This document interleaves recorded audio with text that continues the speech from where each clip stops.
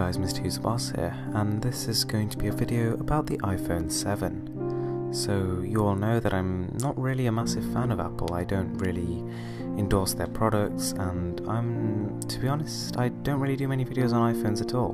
But I thought that, since the iPhone 6 has been such a success, and since, to be honest, Apple has really shaped the market, whether or not us Android lovers like to believe it, I thought that it's probably a good time to actually do a video about their next smartphone, which is undoubtedly going to be the iPhone 6s or the iPhone 7, more than likely the 6s, but nonetheless we can't argue that Apple hasn't changed the way we sort of see our devices.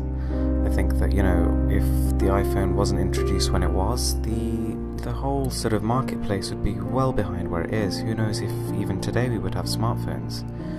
So if you actually think about the progression of phones before the actual iPhone was announced, every year they were making very incremental improvements. They'd sort of, maybe make a slight software update. The actual level of games playable on those sorts of devices were incredibly weak compared to what we have now.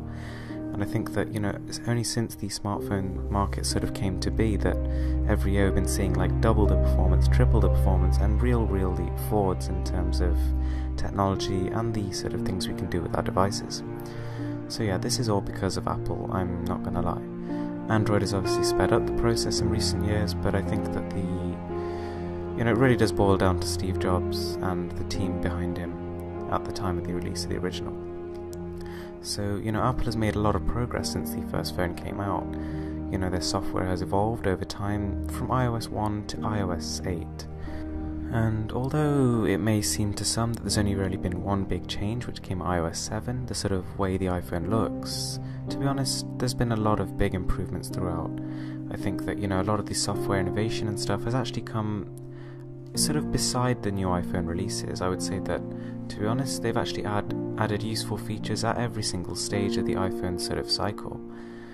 So, probably the first time the screen size has really taken a big step forward is with the iPhone 6 and the iPhone 6 Plus, which have recently been released, and, they've sold amazingly. I think that on launch day there were some iPhone 6s selling for over £1,000 on eBay, just because, these avid Apple fans really wanted to get their hands on them, and that was the only way. So the iPhone 7 is something that I have really high hopes for. I think that, just looking at what they've done with the Apple iPad Air 2, they really can make a thin device. Apple really know what they're doing here in terms of engineering.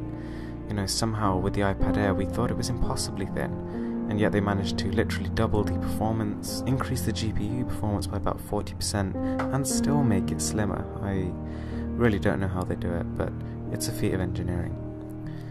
Now in the next iPhone, I don't want to see a higher resolution display. I don't want to see, lots of gimmicky new features. I don't want to see enhanced fingerprint sensor control and that kind of thing. The things I really want to see here are, number one, waterproofing. I think that that's something that, a lot of the iPhone family is missing, and they really do, you feel it when you switch from an Android to an iOS device, because it's a really good feature. I think that the camera lens really needs to actually take a step up in terms of size. There's only so far that many megapixels can go before they start to become limited by the size and quality of the sensor. On top of that, I think Apple should really actually up their speaker quality. Considering the iPhone and the iPod sort of line is basically their trademark and their whole flagship music listening device line, I think that they should really pay more attention to how music sounds. I think that they should build in a real top-notch equalizer, probably a digital amp as well, to improve the sound quality to its optimal level. And last of all, shatterproof. The amount of people I see with smashed iPhone screens, it's ridiculous. Even iPhone 6, iPhone 6 Plus, none of them have really stood the test of time like a lot of Android devices have, and I think that's one place Apple really needs to work on.